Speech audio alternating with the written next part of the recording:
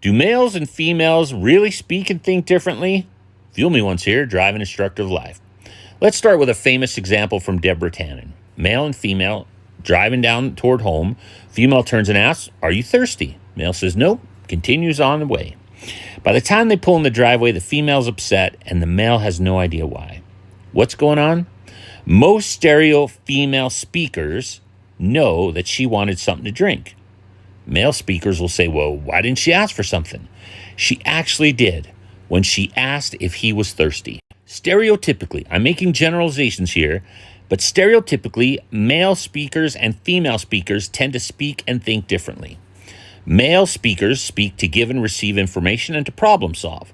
Female speakers speak to build communities, social networks, and to validate feelings. Those two differing objectives seem to have nothing to do with one another, and that's why there's so much miscommunication.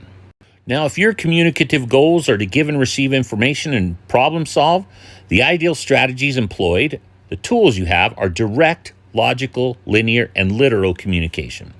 You focus on the past and the future, longer instances of speech. You fill up the space that you're speaking in. You ask questions to find out information only. You talk about past accomplishments to promote trust. You tell stories to one-up each other. You tease to make people feel like it's not a big deal what just happened. There's more instances of pulling away, thinking on your own, and you only talk about problems when you can't solve them on your own. If your communication goals are to build communities and validate feelings, the tools and strategies used are asking questions, talking figuratively, non-linear, being in the present, making yourself smaller, trying not to be a burden. Tell stories to make yourself look worse. Whoa, you tripped just now? Oh, you should have seen me last week. I totally face planted. Shorter instances of speech, more pauses, more time for others to speak.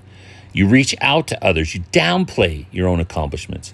Question exists to ascertain how someone feels. They don't want to feel like they're the only ones going through something. They want to feel heard and understood. They talk about problems to process them and receive validation. They can solve problems on their own. It's just that whatever's going on will still be a problem until the emotion associated with it changes.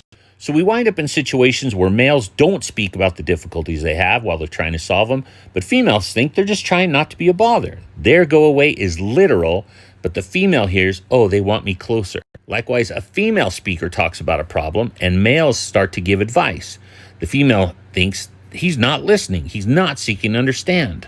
The key to understanding is actually paying attention to others to know their patterns. So drive kind and pay attention. Thank you.